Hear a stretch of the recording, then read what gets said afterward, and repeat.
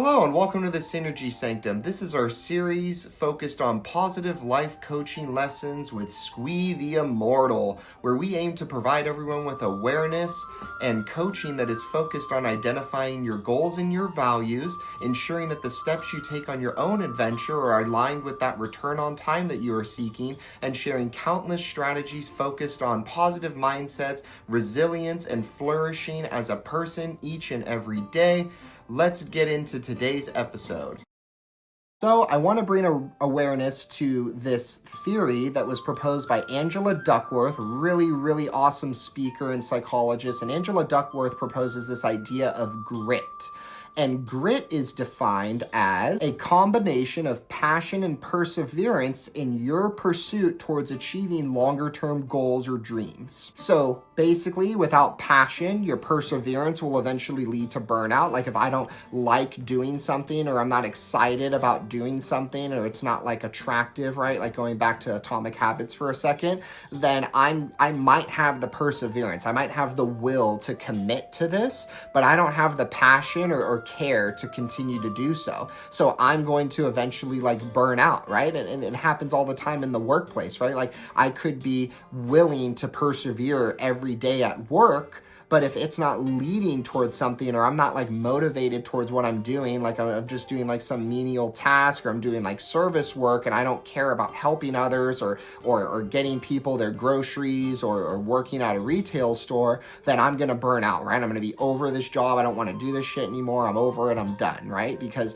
there's no passion here. There's only me being willing to continue to do it. So I'm going to burn out unless I figure out a way to blend it with passion. And then on the flip side, if I only have passion, if I'm just excited about doing something, but I have no motivation or perseverance to do so, then I'm going to give up pretty quickly, right? So there's this one idea of if I have perseverance without passion, I'm going to probably burn out because I'm not seeing the return for my efforts. And then on the flip side, if I'm not willing to persevere past obstacles or have resilience, and all I care about is like I'm excited about it, then I'm not going to care, right? It's not going to be worth my time. It's not going to be worth persevering because all I think is like I'm excited about this, but I don't actually care about continuing to do it, or I don't want to do it to pursue past these obstacles. So grit's basic philosophy is that it is giving each of us a mental toughness to overcome and enable us to persist, right? To persist in our goals and our values and the actions we are taking, and even to succeed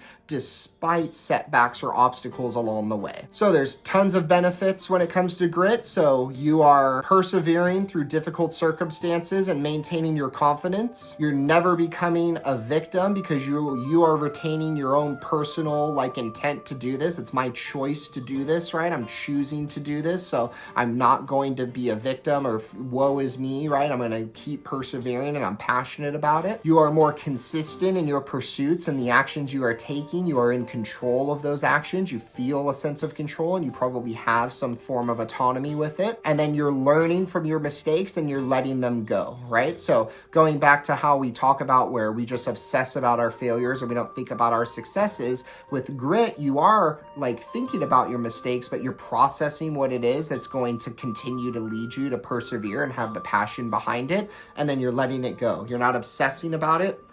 And you're basically not allowing it to break your path and your commitment. Angela Duckworth defines passion as consistency of goals held over long periods of time. And it is not necessarily the intensity of that brief moment, but rather your endurance to commit to those goals over a long period of time. And then she defines perseverance as your ability to overcome setbacks. So put in the hard work, finish the things you start, commit in the face of adversity or obstacles because you are being driven by a higher calling to do this, right? You are being driven by, this is my purpose, this is my goal, this is my value, this is who I want to be in life, this is how I want to like define myself. So according to the grit method, grit is changeable. It's something that might change as you grow older. Like you might build more resilience as you grow older and you encounter more setbacks. It's something that like becomes in your control because you're giving it conscious thought and you're thinking about it all of the time, and you're thinking about like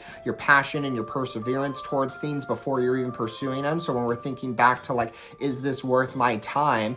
Like Is it going to fill my cup? Is it a positive experience? Is it something I'm passionate about, right? Because that's a component of grit. And then is it something that I'm willing to commit to regardless of results? Am I willing to move past the risk and reward and see the potential here? Am I willing to like pursue and take steps out of the fear zone into learning and growth? So there are 4 components to this grit method. The first is your interest in the thing. Are you even interested in what you're doing? Like if you're passionate about something, are you also interested in it? Is it something that's filling your cup or bringing you positivity? And are you enjoying what you're doing? Is it something that you enjoy doing? It's very simple, right? Do I enjoy doing this? And if not, then why am I doing it? The next component to the grit method is practice. So continual practice, continual measures of success to learn from your mistakes and then continue to implement fixes or change your behaviors to create better habits and lead to more success. The third component of the grit method is purpose. So you believe that what you are doing matters. It's important to you. It's meaningful in some way. Maybe it's aligned with your higher purpose that you've identified. Maybe it's just something that fills your cup.